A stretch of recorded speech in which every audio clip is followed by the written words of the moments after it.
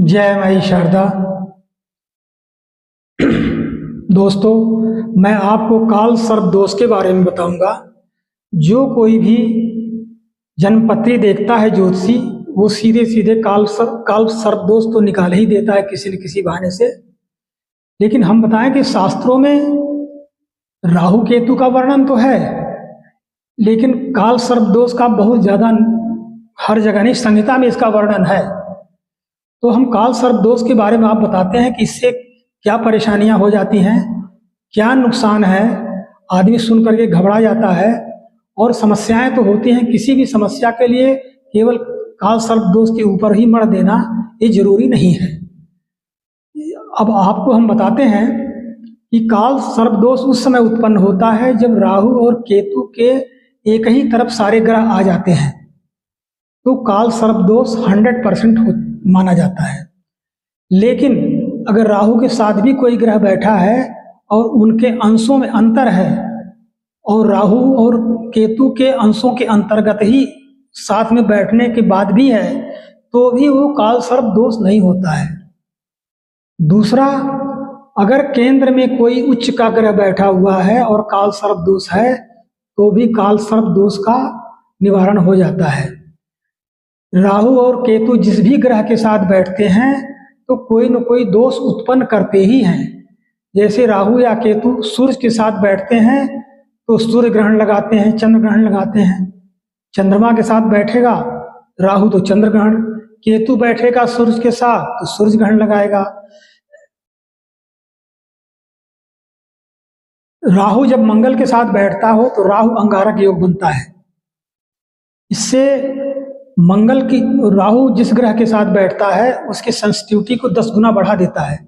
अगर मंगल क्रूर है और अशुभ है तो उसकी अशुभता को राहु उसको 10 गुना बढ़ा देता है।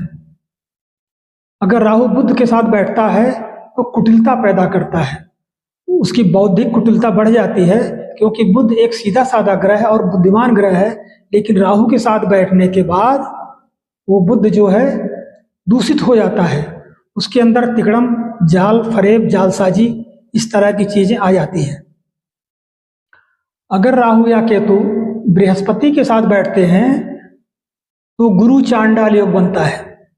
गुरु चांडाल योग का मतलब कि एक तो परम सात्विक बृहस्पति, दूसरा राहु एक चांडाल के साथ बैठने से गुरु चांडाल योग होता है। तो उसमें उस आदमी के अंदर प्रवृत्ति हो जाती है, कभी कभी वो देवता की तरह व्यवहार करने लगता है और कभी कभी जो है राक्षस की तरह व्यवहार करने लगता है।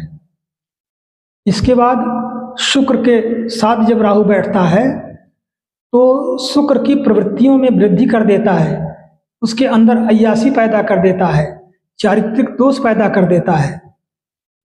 इसी प्रकार से जब शनि और राहु एक साथ बैठते हैं तो शनि तो ऐसे ही कुटिल और क्रूर ग्रह है, राहु के साथ बैठकर के उसकी क्रूरता और बढ़ जाती है। वो अनैतिक कार्यों में ज़्यादा रुचि लेने लगता है, नकारात्मक सोच, समाज में जो नकारात्मक प्रवृत्तियां हैं उसकी तरफ वो बढ़ने लगता है।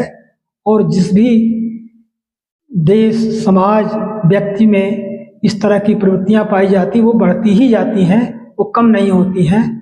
तो आइए हम उसके निवारण का भी बताते हैं। राहु और केतु के निवारण के लिए ये माना जाता है कि सर्प जो है भगवान शंकर का आभूषण है। तो शिवलिंग पर सावन के महीने में सोमवार को दिन या नागपंचमी के दिन, त्रयोदशी के दिन, या जब भी इस तरह की बात आती है तो सोने का और एक चांदी का नाग उस पर चढ़ा करके रुद्राभिषेक करवा देना चाहिए। या एक और मान्यता है कि काल सर्प योग दोष को समाप्त करने में त्र्यंबकेश्वर भगवान का बड़ा हाथ है, वहाँ पर जाने पर काल सर्प दोष शांत हो जाता है। कई लोगों को ऐसा किया गया है और देख पाया गया है कि उनकी समस्या हल हो गई है।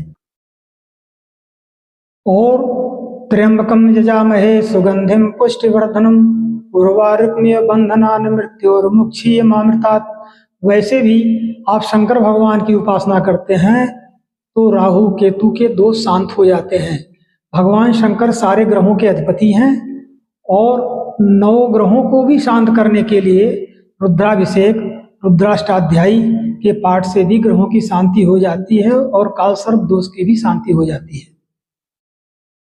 ठीक, तो दोस्तों तब तक आइए हम आपको नए एपिसोड में आपको दूसरी चीज बताते हैं। तब तक आप भगवती की कृपा से आप स्वस्थ और समृद्ध रहें, ये हमारी कामना है। जय माई शारदा।